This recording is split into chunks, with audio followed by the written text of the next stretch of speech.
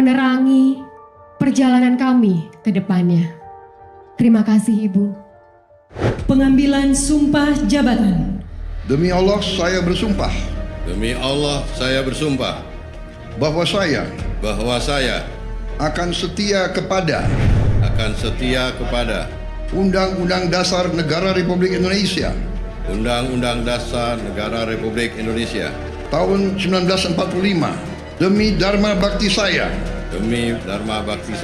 kepada bangsa dan negara. kepada bangsa dan negara.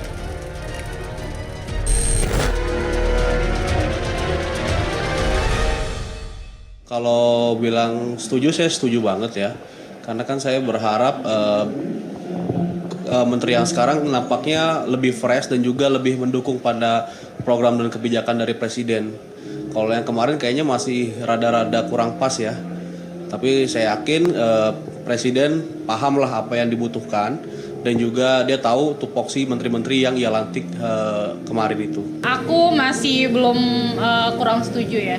Karena kan masih banyak sekarang data tanggapannya dari masyarakat masih banyak yang kemarin dari yang demo kemarin masih banyak sejumlah tuntutan yang belum dicapai oleh menteri sekarang ini, masih banyak janji-janji yang belum terpenuhi.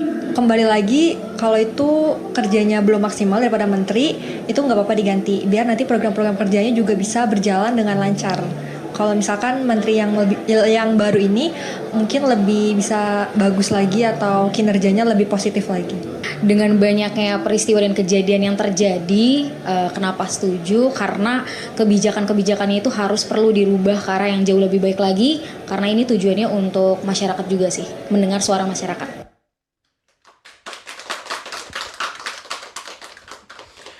Ya, mari kita lanjutkan diskusi kita. Saya mulai dari Mas Imad dulu. Harapan masyarakat itu kan bisa dianggap juga mencerminkan harapan banyak orang ya. Tetapi seperti kata Mas Sutro tadi kan perlu waktu. Nah, selama waktu itu kepercayaan publik tetap harus tumbuh kepada pemerintah. Betul. Prioritas utama untuk menumbuhkan kepercayaan tetapi tepat menjawab berbagai tantangan tadi apa? Makanya saya sampaikan tadi adalah pertama daya beli masyarakat ya. Tadi saya sampaikan jangka panjang adalah pencipta lapangan kerja, tapi kan pencipta lapangan kerja ini nggak bisa dalam waktu cepat gitu ya. Misalnya dikeluarkan kebijakannya, apalagi 3 bulan gitu. Kapan pabrik bisa dibangun dan sebagainya kan perlu waktu ya. Dan tanya pengusaha. mungkin nggak bisa waktu sebentar. Izin aja setengah tahun. Setahun izinnya belum bangun yang lain dan baru pasang papan nama udah didatangin ormas. Betul. Nah ini kan akhirnya memang agak panjang ya. Tapi makanya saya pikir yang terdekat adalah bagaimana memberikan insentif-insentif untuk mengembalikan daya beli masyarakat ya. Insentif yang langsung ke masyarakat apa? Misalnya contohnya kemarin beberapa paket kebijakan sudah dikeluarkan ya untuk mengembalikan insentif daya beli masyarakat. Misalnya katakanlah diskon tol dan sebagainya, diskon tiket dan sebagainya. Tapi itu kan sebenarnya adalah program-program yang mungkin akan lebih banyak masuk ke menengah atas sebenarnya seperti itu. Nah, saya pikir makanya itu beberapa program menengah ke bawah yang menurut saya perlu segera dilakukan. Misalnya katakanlah transfer tunai kepada ke masyarakat gitu ya, sehingga masyarakat tuh punya tambahan income untuk segera dibelanjakan.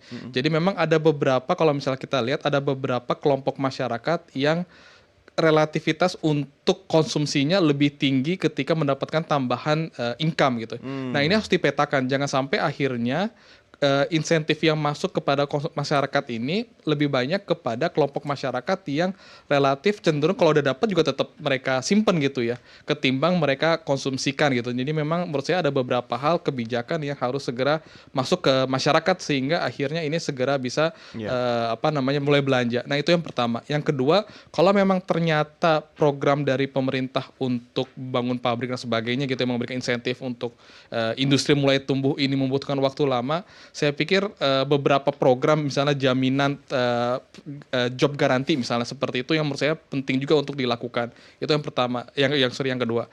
Yang ketiga juga mungkin ada beberapa hal misalnya katakanlah kemarin ada program terkait dengan subsidi upah gitu ya. Saya pikir itu juga hal-hal yang perlu disegerakan atau perlu diperkuat, disambil mungkin dikaitkan dengan peningkatan kompetensi gitu ya.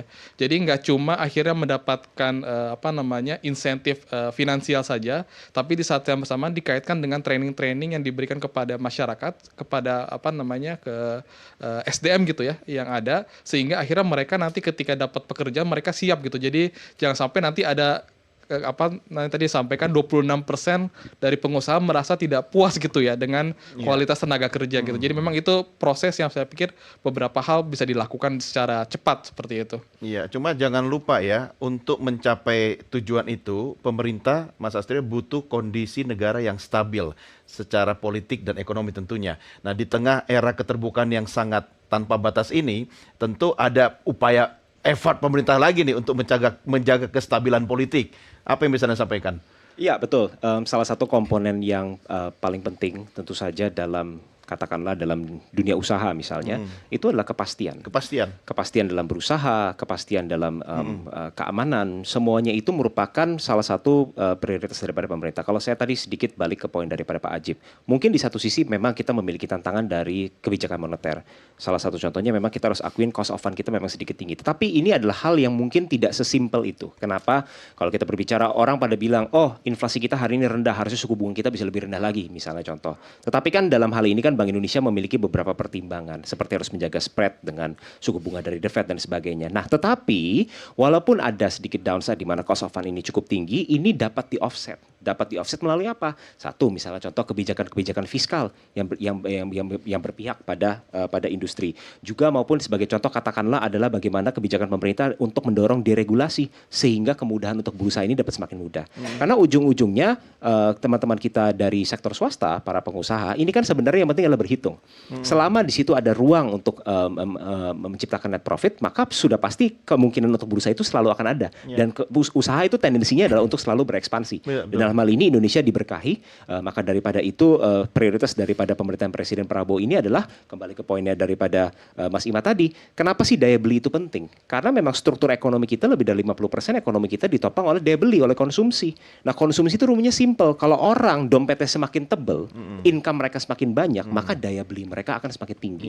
Lah gimana caranya kita buat income mereka semakin tinggi? Yaitu adalah dengan menciptakan high paying jobs. Saya sepakat sekali.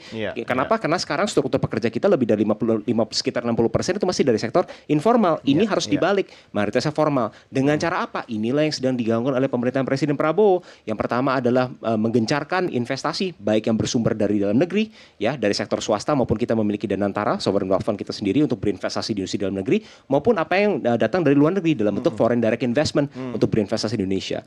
Dan ini dikombinasikan dengan filosofi daripada pemerintahan Presiden Prabowo yang ingin mengoptimalkan industrialisasi dan juga hilirisasi dalam negeri. Dan kita diberkahi dari sektor pangan, dari sektor energi, dari sektor sumber daya alam. Kita memiliki banyak sekali potensi di mana jika ini dikelola dengan tepat, ini akan menimbulkan nilai tambah yang sangat besar untuk Indonesia, dan implikasinya adalah terciptanya lapangan pekerjaan baru yang berkualitas dengan jumlah yang banyak. Tetapi Mas Doni, terakhir adalah betul sekali ini harus diimbangi juga dengan kesiapan daripada sumber daya manusia kita. Nah, memang ini ada beberapa langkah, mulai dari yang jangka panjang sampai yang jangka pendek. Jangka panjang tentu saja adalah mulai berinvestasi di pendidikan kita. Salah satunya adalah melalui program Makan Bergizi Gratis, ada sekolah rakyat dan juga ada sekolah Garuda.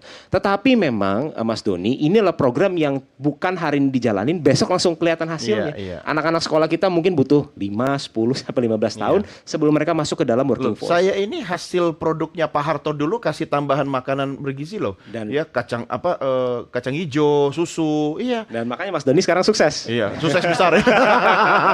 Betul, tapi juga jangan lupa ada jangan juga lihat sekarang ya. Betul.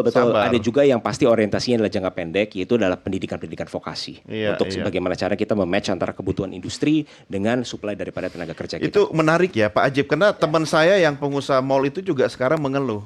Traffic tinggi, tapi salesnya nol. Orang jadikan mall itu buat objek wisata sekarang. Rojali Rohan. Rojali gitu. Fenomena